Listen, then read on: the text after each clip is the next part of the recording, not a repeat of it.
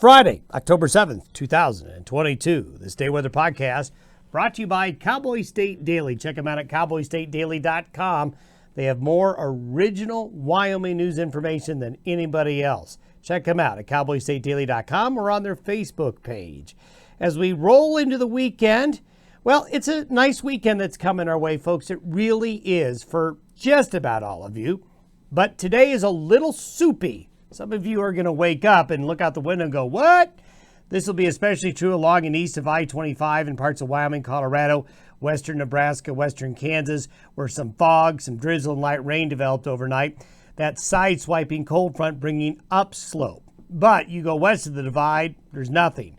Now with this cold front bringing in cooler, drier air in the longer nights, some areas of frost will be possible in some areas tonight and through the weekend. No hard freezing, but frosty.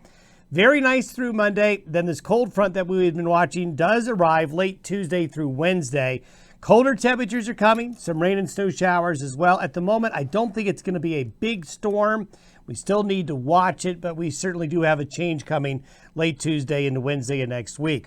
More great fall colors coming in from around the region. Wow, this year has been really, really good with the colors. Get out this weekend. I think this weekend coming up, probably the best weekend to see the fall colors across the region.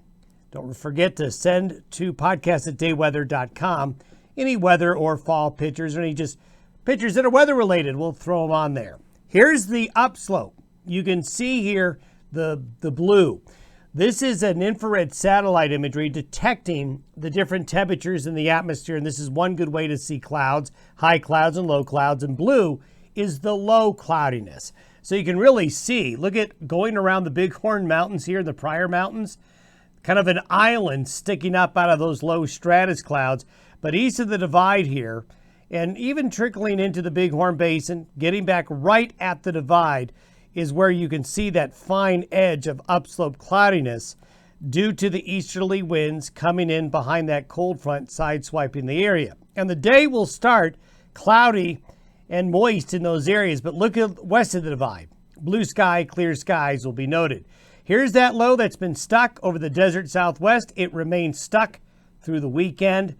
It's not going anywhere, so more wet going down into the southwest United States. Today, this is what the charts look like. There's the stuck low. Here's the cold front boundary coming on through, and here's the high pressure ridge that's going to give us a really nice weekend into Monday for a lot of the western United States. As we go forward, this is Sunday evening. Here's the low up in the Alaska area.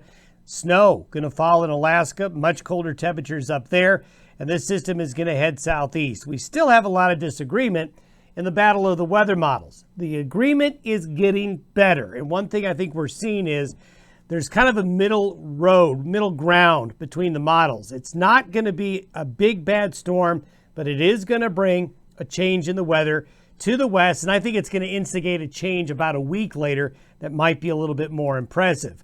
As we take a look at the European model, this is by noontime Mountain on Tuesday.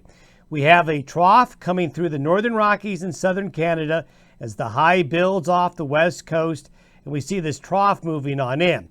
Now, the European model is somewhat progressive in the sense that it's a front that moves quickly and will be more impactful for the Great Lakes in the east in terms of colder and unsettled weather. The Canadian model and the GFS, or the American model, are more westward. The new GFS model run, if you notice, is further west and a little slower and taking a little bit more of a deep turn this way. And if that happens, and I think it will, I think this solution you're seeing right here is probably what will happen with reality. So you're going to have a pretty good cold front coming in, bringing rain, snow showers, a drop in temperature, and likely some freezing temperatures as we get to the middle of next week. The Canadian model is further westward. However, I think this is an error, but it is slower and something that we still need to watch. Bottom line is there's a change coming late Tuesday and Wednesday of next week. Here are the temperatures. You can see the sharp boundary right here. This is 6 p.m. Mountain Time on Tuesday. So you can see the cold air coming in. It's not expansive, it's not intense, but certainly it's going to be enough to produce some weather. And there's going to be some rain and snow as the front comes on in late Tuesday night and into the early parts of Wednesday. nobody gets clobbered, but there is going to be some snow, especially up on the mountains and some of the lower elevations. We'll see some flakes of snow as well. Have yourself a great weekend. We'll see you on Monday. Enjoy the weekend.